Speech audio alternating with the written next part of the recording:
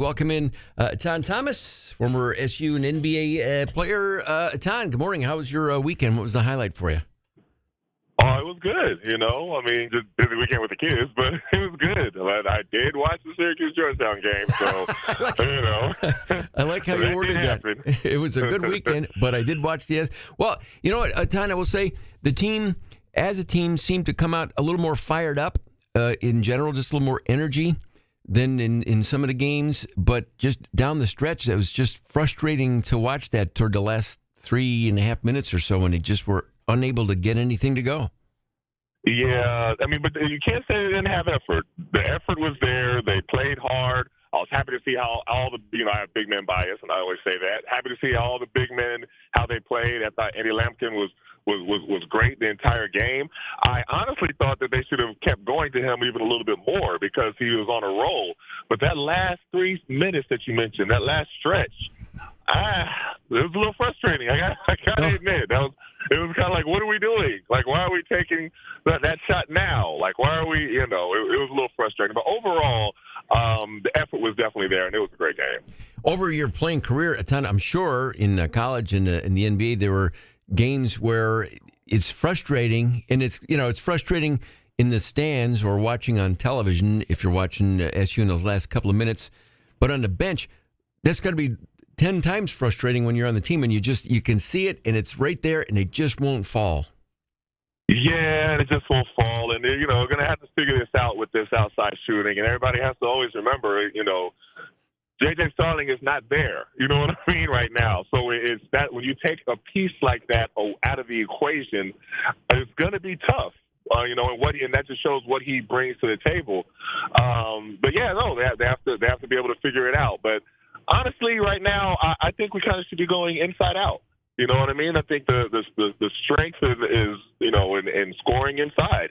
Whether it's Donnie Freeman, whether it's Eddie Lampkin, guys coming off the bench. The front court, the big men, they were playing well. I'm always happy to say that they should pass the ball to the big men more. but really now you can really see statistically, especially watching this game Saturday against Georgetown. You got to give the big men the rock, let them score. And it was fun to see, Etan. There was a couple of moments in the game that it got a little chippy, kind of old school in Syracuse, Georgetown kind of way. Not to the degree that it did years ago, but, both teams were playing with intensity, and I kind of like seeing that. Oh, definitely. And that's just the rivalry. And I heard them say, and I didn't even know this, that I guess the contract is up for them playing against each other, and I hope they continue it. They got there's too much history. There's too much, I grew up watching this rivalry. Everybody that has watched the Big East, not even just watched Syracuse, but just watched the Big East, knows about this rivalry. These games have been classic. So I really hope that they do whatever they can to continue this rivalry. I really do. And I think both coaches in their post-game press conferences said exactly the same thing. And Coach Cooley for Georgetown, from his end, said that it would be a shame. I mean, just as you just said, growing up watching that and the intensity of it and what it means to both teams' programs and into college basketball, it'd be a shame if that were to go away. I agree. So I'm really hoping it doesn't. I'm keeping my fingers crossed. I'm hoping that it doesn't. On to the next game, Maryland. It's a noon game this coming Saturday, and I know obviously a week pretty much in between both games. What is the team working on this week, do you think, before they take on Maryland on Saturday? Well, of course they're going to have to, work on outside shooting.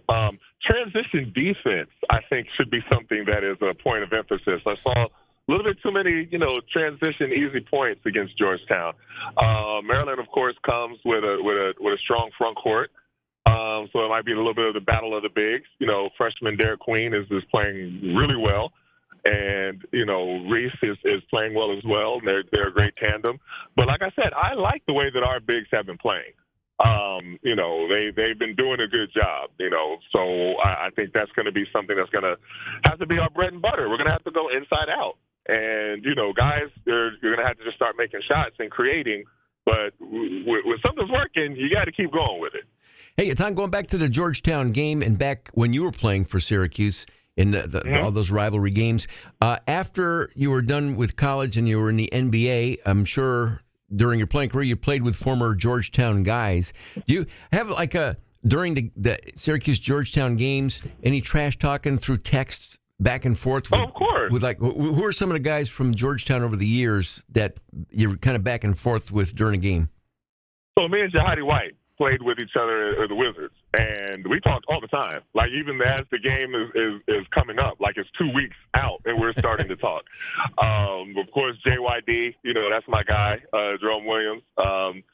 Jeff Green, I played with him for a year at Oklahoma City, and we always text each other. So yeah, it's a mutual respect, and I've done events with all of them. I've done events with Alonzo Mourning and rest in peace with Dikembe Mutombo, but he was just a beautiful human being. And everybody that knows anything about Mutombo knows about his humanitarianism and his heart and his heart for just to make the world a better place. Not to sound cliche, but really, that's really who he was. And so, but it's all love, but we always talk about rivalries. I remember going to the Dome, I think this was a few years ago, a little bit after COVID, and, I was at the Verizon Center. I still call it Verizon Center. I think it was Capital One Arena or whatever in D.C. And we're all watching the game. There was me, Quest Dwayne, Arinze, Onuaku. We're all sitting there, and after the game, guess who comes right over to us? Dikembe Mutombo. he's like, "Hey, guys." And I'm like, "Okay, now you want to come over because y'all won. All right." He's smiling, and, we take a picture. But it's all love, but that's the beauty of that rivalry. Like, they really have to do whatever they can to keep that going. There's just too much history. I already, am still kind of sour grapes about Syracuse not being in the Big East anymore. And I always say, and sometimes people are like, okay, so you got to let that go. We're not in the Big East anymore. But it's the history, So it would just really be a shame if we didn't have this historic matchup of Syracuse-Georgetown, going further.